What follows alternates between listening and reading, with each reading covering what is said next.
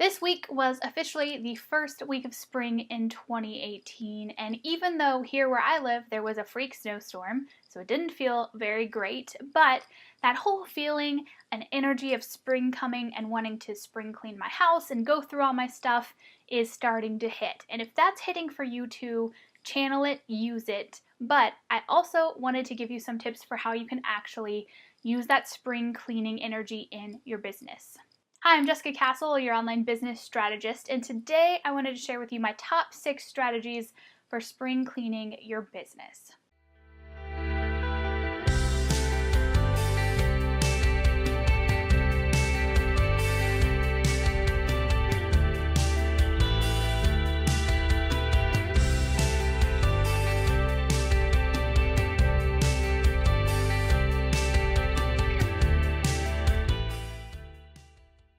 I think sometimes when we run online businesses, we don't realize how much clutter is actually accumulating. Unlike an office desk or an area that you can see, it's not as visible when it's digital clutter or it's mental clutter.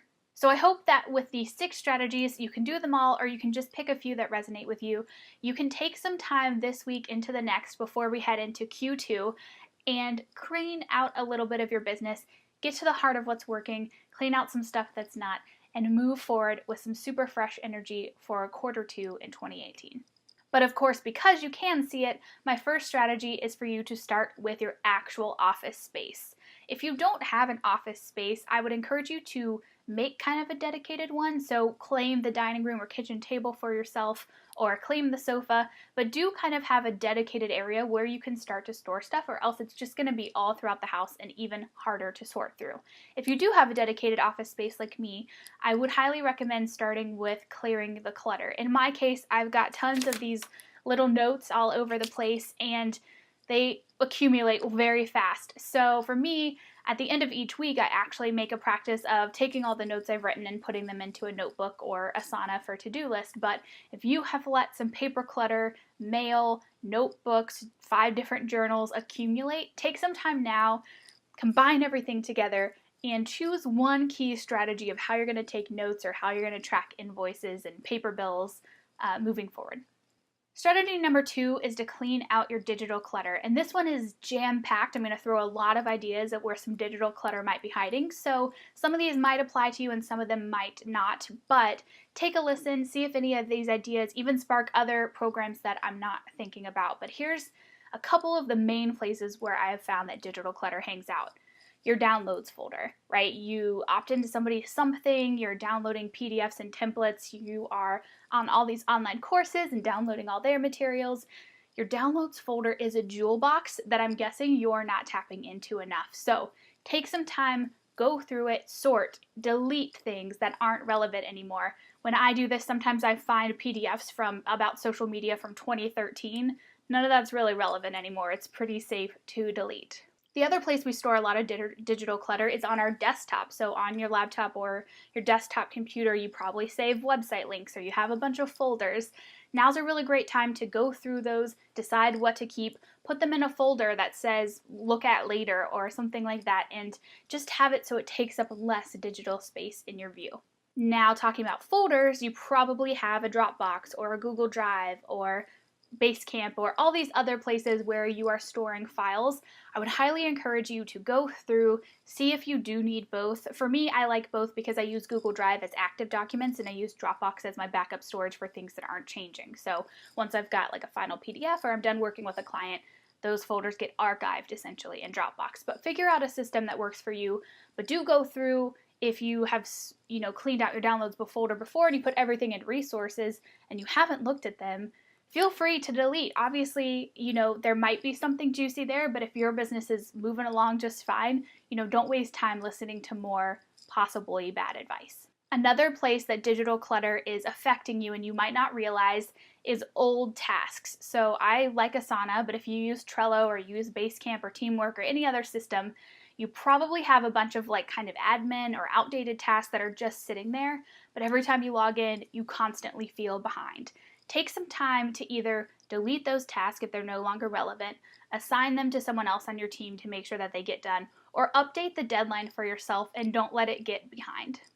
And then my final piece of digital clutter is Facebook groups. I joined a ton of these to network and use and share my advice and get clients, but when it comes down to it, I know that there's kind of a 4 group radius where I really get the majority of my clients, and those other groups were just taking up digital clutter, putting notifications on my Facebook page, things like that, and I wasn't active in them and I wasn't serving the others.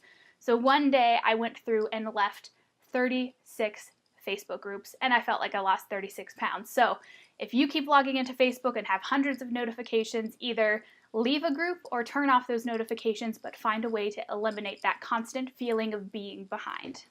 Okay, I know that was a lot, so let me move on to something that might be a little easier and will save you money. So my third tip for decluttering this spring is to review your subscriptions. We all get in the habit of joining membership sites and joining software programs and, paying for this thing and that thing online, or joining, 12-part payment plans.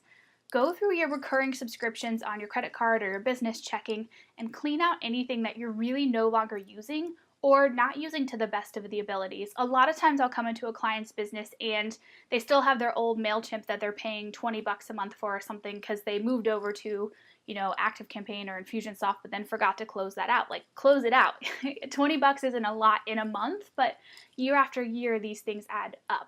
What about outdated software that you're no longer using? Also look for membership subscriptions you're not taking full advantage of. Maybe go in, download the few things you really need, and then ask to leave. The other piece would be to look at some of those core subscriptions where you agree to 12 payments. Reach out and say, hey, could I pay this rest of this in a chunk? Most of the time, they'll work with you and, send you an invoice via PayPal or something else, but find a way to save yourself some money this spring, and your subscriptions is the best place to do that. All right, so those 3 are kind of easy. Now we might get into some kind of emotionally charged ones, because my 4th strategy for spring cleaning your business is to clean out your email list. We all pay per subscribers. So whether you have MailChimp or you have Infusionsoft, you're limited in your monthly plan to a certain number of people. If you are carrying dead weight month over month, you're paying for people who aren't reading your emails, who therefore aren't clicking to your sales page, who therefore aren't buying from you. So why are you paying to have them?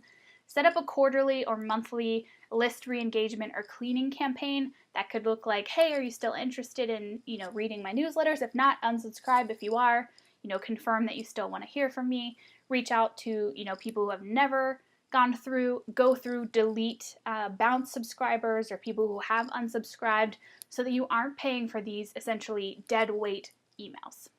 One thing I do want to say though is before you delete them, download them so that you have them in a CSV file, because you can upload them to Facebook as a custom audience and maybe try to get them back on your list at some point. But do go ahead and get rid of them for now because they aren't serving you. All right, my 5th strategy for spring cleaning is that you should look at your offers and products. This one's kind of a 2-parter. The first thing I want you to do is look at your Q4 of 2017 or your Q1 numbers and find out where the majority of your sales are coming from. Is it coming from your one-to-one services, but you want to do more digital products? Is it coming from one particular digital products, but you actually have a storefront? First, look at where these numbers are coming from and make sure that where the majority of your sales is coming from is actually where you want them to be. And then the second thing I want you to look at is, do any of the products and services you offer no longer resonate with you, or you've grown past them, or you don't believe them anymore? As businesses, sometimes we create something a couple years ago and then technology changes or the things we believe have changed, and so we might have something on our website or in our store that we're technically offering, but we don't really feel good about. If that's the case, definitely run a close down or archive sale and say it's the last time people can get it. You're gonna, put it away, or, you could just delete it altogether, but do make sure that you're still aligned with everything that you're putting out there for sale. And then spring cleaning strategy number 6 is to clean up your goals in your 2018 plan. December is so long ago now. Do the goals you set still make sense? Are you still aligned with working on the projects that you planned? Things change, and so don't feel guilty if you've outgrown a plan, overlooked a plan, no longer want to do the plan, and you're happy, playing small for a little bit. Give yourself a break and don't feel like you have to have this regimented plan.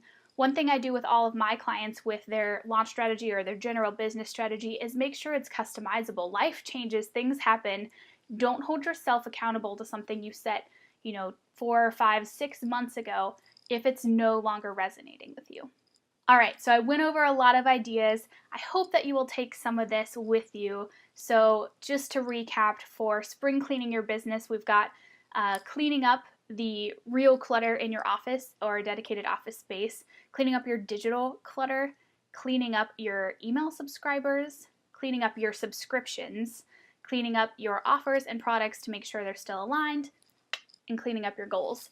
So I hope that you enjoyed learning these business cleaning strategies and that you'll harness this fresh energy of spring to do a couple of these things to make sure you're saving money, make sure you're still growing in the direction that you want to, and not holding yourself accountable to unreasonable strategies or standards. If you found this video helpful, I would love to hear in the comments below what you thought, which of these spring cleaning things you're going to tackle, and if you have any other questions, please feel free to leave them in the comments. And otherwise, I will be back here with another strategy tip next week.